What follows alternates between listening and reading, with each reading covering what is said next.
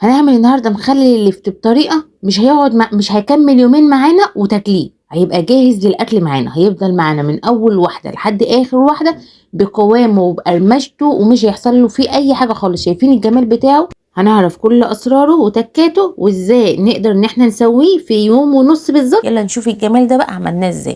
نبتدي كلامنا بالصلاة على النبي، اللهم صل وسلم وبارك عليك يا رسول الله. اول حاجة واول سر في ان انت تشتري اللفت، لازم تكون اللفتاية تقيلة ومدورة، ما تكونش كبيرة قوي كمان عشان هتبقى شيخة من جوه. تكون اللفتاية مدورة وما تكونش كبيرة وتكون تقيلة. كل ما تكون تقيلة يعني ميتها فيها حلوة كده، ما تبقى ايه اللفتاية حلوة. شيلي بقى الاخضر دوت شيلي اي بقى علامات فيها، اي حاجة فيها شيليها على جنب اول حاجة. وهنغسل اللفت ده كويس قوي قوي قوي، طبعا عشان بيكون فيه تراب بقى وطينه وكده. نغسله، انا نقعته شويه في ميه وبعد كده بدات ادعكه وشلت كل التراب منه. بعد كده شلت الزيادات بقى اللي فيه وكل حاجه، وابتدي ان احنا نقطعه بالشكل اللي انت عايزاه. عايزه تقطعيه صوابع طويله، صوابع صغيره، مشرشره، زي ما تحبي. ابتدي ان انت تقطعي اللفت بتاعك. الاخضر اللي هو العرش الاخضر دوت، على فكره ما ترموهوش، بيدي طعم حلو قوي وبيبقى طعمه اصلا جميل يعني. كانت سته بقى الله يرحمها، كانت بتعمل لنا بقى اللفت دوت بالصوابع بتاعته، هي اللي علمتني الطريقه بتاعته. يعني دي هي سر سته لما كانت بتعمل اللفت. بجد يا جماعه بتعمله رهيب رهيب، وطريقتها بالظبط طلع بيبقى احلى من بتاع الترشي. بس اتبعوا الطريقه من غير اي تفاصيل كتير ولا تكات ولا اي حاجه خالص. بس كده احنا قطعنا الكميه كلها، وهننزل بقى كمان نفك اللي هو الاخضر ده، نفكه كلهم من بعض كده متماسكين، وننزل عليهم بمعلقتين ملح ونسيبهم كده بالظبط ساعتين، مش اكتر من كده. بس هو هينزل الميه بتاعته، بس نزل الميه بتاعته كده خلاص. بعد كده انا هشطفه من الملح ده تاني، يعني انا هشطفه بقى من الملح ده، احط عليه معلقه شطه، وبعد كده احط عليهم حوالي 6 معالق ملح، وكمان هحط معلقه سكر. والسبب الاساسي بقى للون الاحمر الحلو البنجر، انا اقطعه قطع صغيره كده.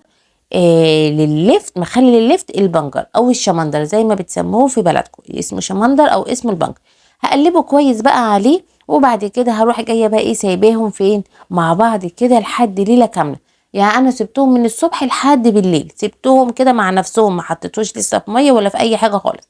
حطيت له ملح وشطه وبنجر او شمندر، وقلبتهم مع بعض كويس جدا، وغطيته وسبته ليله كامله، يعني من بالليل للصبح او من الصبح بالليل. هيكون هو بقى سرد تاني ميه تاني، ومع لون البنجر بقى بتاعه ده ده بيعزز اللون اكتر للبنجر، وبيساعد ان هو يكون يستوي بسرعه. بس عبيته بقى في البرطمانات، تكون البرطمانات مغسوله ومتعقمه وناشفه. وبعد كده حطي بقى وحطي مقدار الميه بتاعتك، وتاكدي من الملح برضو قبل اخر تكه خالص. اتاكدي ان الملح بتاعه مظبوط او الحدق اللي انت بتحبيه. بس كده خلاص واقفلي عليه.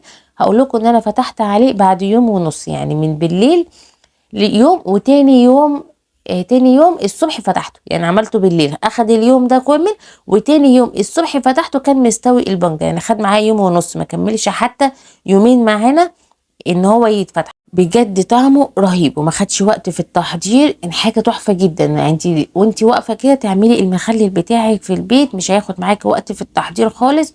سهل وسريع وبسيط، وطعمه بجد احلى وانضف واحلى من بتاع مطاعم المحلات بره.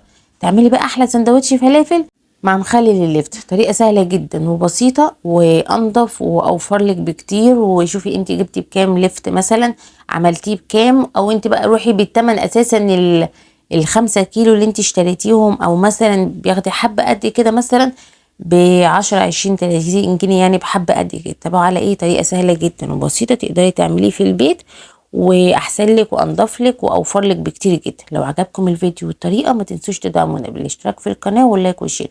قولوا لي ايه رايكم بقى في وصفتنا الجميله دي. اشوفكم ان شاء الله في فيديو جديد ووصفه جديده من قناه لمة العيله، والسلام عليكم ورحمه الله وبركاته.